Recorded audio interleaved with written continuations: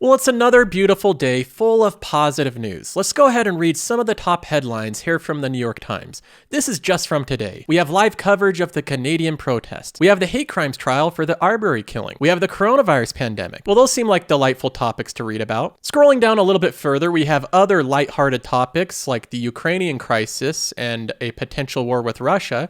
That seems like a lot of fun. If we go down just slightly further on the page, we can see that Trudeau is invoking a national emergency in a push to end protests, and even Canadians are baffled by the chaos going on in Canada. So it seems like another beautiful day in friendly Canada. Moving down a little bit further, we have some other delightful headlines like record levels of pedestrian deaths as reckless driving surges. How bad is the Western drought? It's the worst in 12 centuries. Navy nuclear engine pleads guilty in a submarine espionage case. That sounds like a fun read. And then highlighted right here on the front page of the New York Times is the great read. An undiscovered coronavirus? The mystery of the Russian flu. Scrolling a little bit further down, we get even more positive news. China, not SpaceX, may be the source of rocket parts crashing into the moon. Texas is suing Facebook parent over facial recognition. Nicaragua seizes universities, inching towards dictatorship. There's really nothing like it. You can open up the news every single day, and these are the fun topics that they present us with. Now, of course, this is nothing new. We know the psychology behind bad news,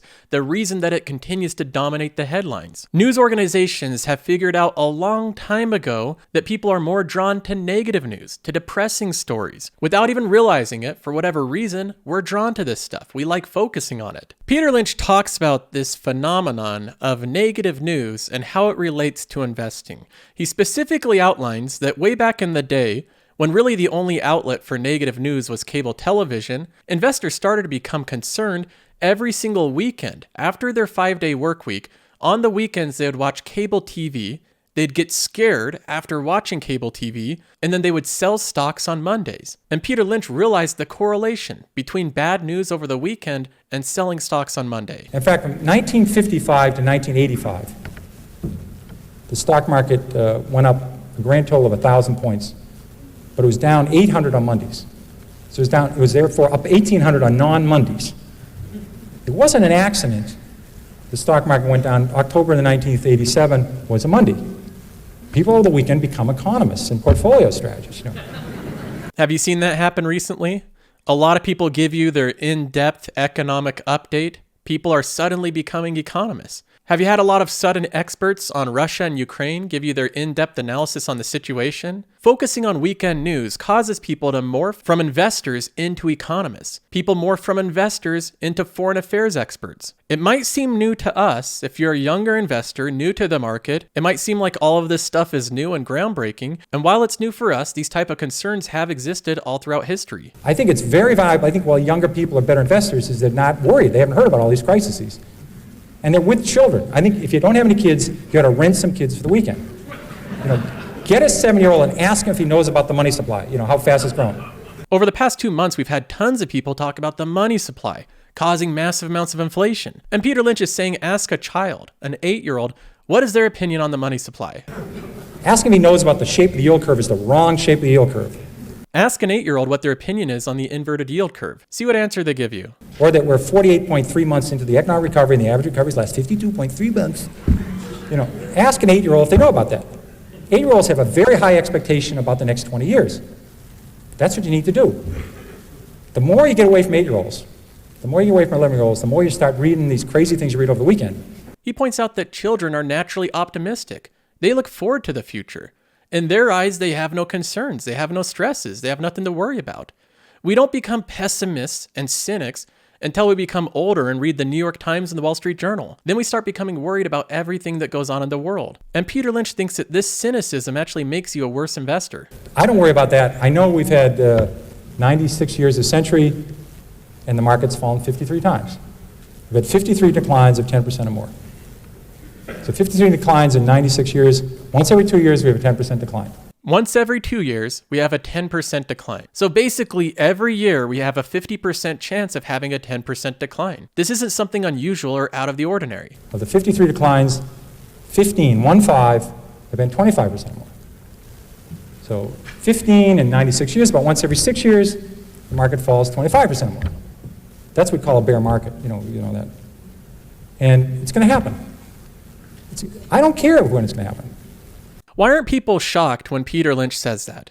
He says, I don't care when a bear market happens. If you went and said that nowadays, a lot of people would be shocked. Why don't you care? Don't you want to position your portfolio? Don't you want to change your strategy? To Peter Lynch, a 25% drop didn't matter. He doesn't care. This is the mentality of an investor that doubled the market over 13 years straight. Doesn't make a difference to me. Corporate profits will be a lot higher 8 years from now, a lot higher 16 years from now, a lot higher 30 years from now. That's what I deal with.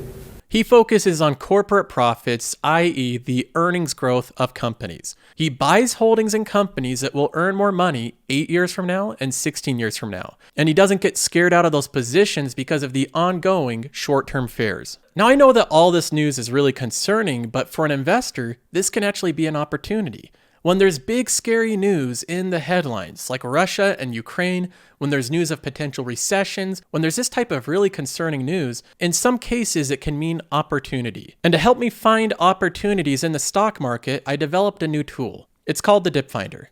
This is a brand new tool as part of Qualtrim. So now not only does Qualtrim include Insights, which is the fundamental analysis tool, it also includes the Dip Finder. This tool allows you to easily see where your companies are trading, which ones are in a dip, and which ones have a price surge. They're in the opposite of a dip. So whether you're buying or selling, this can come in really handy. For example, I plugged in every single holding in my portfolio. This is the passive income account. We have Apple and Microsoft and Costco and Vici, Starbucks, and so on and so forth. This is every holding in the portfolio. After plugging in those ticker symbols, the Dip Finder creates a visual illustration showing you which companies are in a dip and which ones are in a price surge. The way that it does this is by calculating the price versus the 200-day simple moving average. This is a mathematical formula to illustrate which companies are in a dip and which ones are in a price surge. For example, we can look at T. Rowe Price. This company is in the biggest dip in my portfolio. It's currently down 27% below its 200-day moving average. Well, we can look at a price chart of T. Rowe and see what this looks like. The stock was trending up throughout the beginning part of the year, and then just in the past couple of months, it's basically given up all of its returns. It's down 35% just from its recent high. That's why the Dip Finder shows this one as the biggest dip in my portfolio. Next up, we have Starbucks. This one's down 16% from its 200-day moving average. So this company's not in quite as big of a dip as T. Rowe Price, but it's still in a pretty substantial dip. It's down 20% from its recent high just a couple months ago. So Starbucks and T. Rowe Price are the two companies in my portfolio that have sold down the most. The other ones that are down a little bit is Target, Disney, and Nike. They're all down 10 or 11% from their 200-day moving average. That's not a significant dip, but it's a little bit of a trade down. So I might look at those ones as well. On the other end of the spectrum, the ones that are in the positive are Apple and Costco. This means that not only are they not in a dip, they're also surging a little bit. For instance, Apple is up 20% over just the past couple of months. So that's all this tool does. It doesn't show you anything about the fundamentals of the company. That's what Qualtrim Insights is for. But the Dip Finder shows you at a glance the movement of your portfolio. I can visually see which companies are trading which direction, which ones are in a significant dip, which ones are trading somewhat flat, and which ones are moving up in price. I get an overview at any given time of the movement of every company. And during times of significant concern and uncertainty, like we're seeing right now, the markets tend to become very turbulent. When there's a lot of market turbulence and a lot of fear and uncertainty, sometimes companies can get sold off in the midst, even though they're not deserving of being sold off. So with my $6,000 of cash, I want to look at potential buys in my portfolio. And I'll be focusing on the ones that have the biggest dip. First, we have T. Rowe Price. T. Rowe Price has always been a smaller holding in my portfolio. It's a money management company.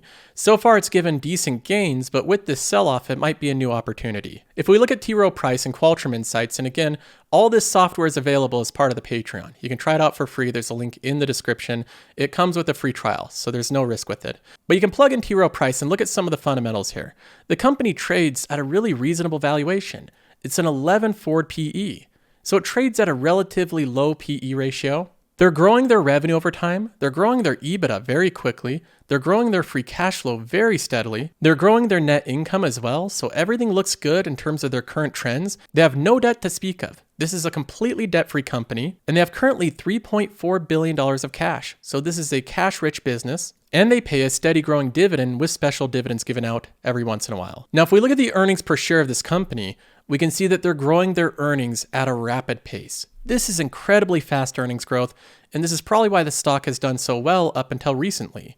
But one thing I noticed with T. Rowe Price is if we look back on the last recession, the earnings plummeted. They went from 56 cents to 9 cents in one quarter. The recession really hurt T. Rowe Price because remember, this is a money manager. If we go into a prolonged bear market and a recession, the market will go down. People will sell out of their portfolio, and that will hurt the earnings of T. Rowe Price because they make money based on their assets under management. So my assumption is the reason that this company is selling down right now is investors are becoming concerned of a recession.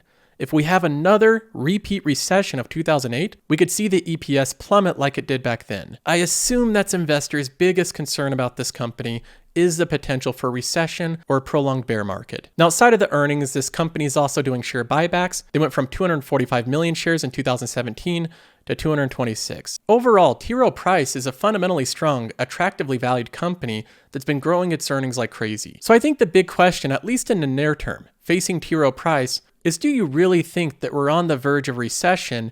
And if so, how long do you plan to hold this company? Waiting 3 years for a company to recover can be painful. It can be difficult. That's a little bit of what we're doing right now with Disney. It requires a lot of patience to wait that long for a company to recover. So in my opinion, this company is very strong on a fundamental basis over a long period of time, but it is questionable in the short term. Moving on to Starbucks, it has some similar concerns as T. Rowe Price. I recently purchased $25,000 of the stock after a 20% fall when it fell to $96 a share. Now, like I expect with many of my new holdings, it traded down a little bit lower. It's next to impossible to time the exact bottom of a company.